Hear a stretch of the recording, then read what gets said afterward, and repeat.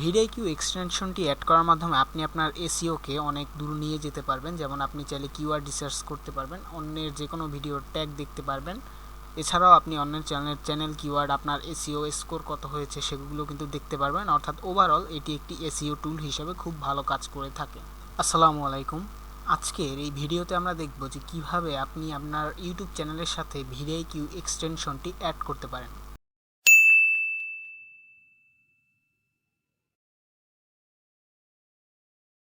তো VidIQ এক্সটেনশনটি add করার জন্য আমরা গুগল ক্রোম ব্রাউজারটিকে ওপেন করব এবং ক্রোম ওয়েব স্টোর লিখে তারপর সার্চ করব।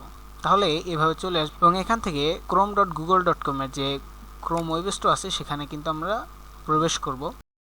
এরপর এখানে যে সার্চ বাটনটা আছে এইখানে আমরা VidIQ ভিশন ফর ইউটিউব লিখে সার্চ করব, অথবা শুধুমাত্র VidIQ লিখলেও কিন্তু এটা চলে আসবে। সো আমরা VidIQ ভিশন যদি লিখে সার্চ করি তাহলে কিন্তু চলে আসে, দেখতে পাচ্ছেন VidIQ vision for YouTube.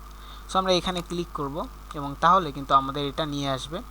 So এখান থেকে আমরা প্রথমে অ্যাড টু ক্রোম এই বাটনটিতে ক্লিক করে দিব।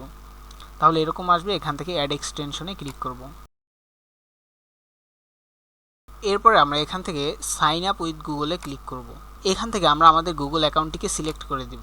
তাহলে আমাদের ইউটিউবে এই ভিডিওটা কিন্তু ওপেন হয়ে যাবে। তাহলে কিন্তু আমাদের VidIQ এক্সটেনশনটি অ্যাড করা হয়ে যাবে এবং আমরা কিন্তু দেখতে পাচ্ছি এখানে VidIQ ডিটেলস যতগুলো আছে, যেমন ওভারভিউ, তারপর হচ্ছে নিচে নামলে আপনার এই ভিডিওর যে সকল ট্যাগ ব্যবহার করা হচ্ছে সেই সকল ট্যাগ, দেন হচ্ছে চ্যানেল ট্যাগ এবং এই ভিডিওটার এসইও স্কোর দেখতে পাচ্ছেন। মোটামুটি সব ডিটেলস কিন্তু দেখতে পাচ্ছেন। তাহলে কিন্তু আমাদের অ্যাড করা হয়ে গেছে এবং আমরা যদি এখন ইউটিউবের যে কোনো একটা ভিডিও ওপেন করি তাহলে কিন্তু আমাদের এই সকল ডিটেলস কিন্তু আমরা সেই ভিডিওটার দেখতে পাবো। সো অ্যাড তো করলাম, তো এখন আমরা দেখব যে কীভাবে আমরা VidIQ এক্সটেনশনটাকে রিমুভ করতে পারি।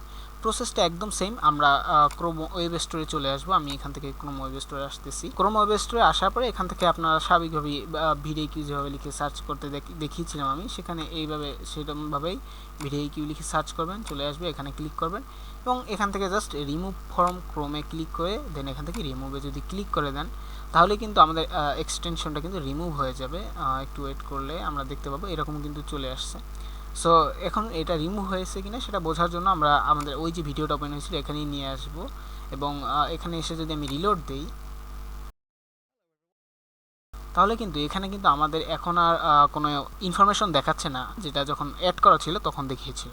সো এভাবেই আপনারা চাইলে VidIQ এক্সটেনশনটাকে অ্যাড করতে পারেন, আবার রিমুভ করতে পারেন। তো ভিডিওটিকে ভালো লাগলে লাইক বাটনে একটি হিট করে দিন। ধন্যবাদ সবাইকে।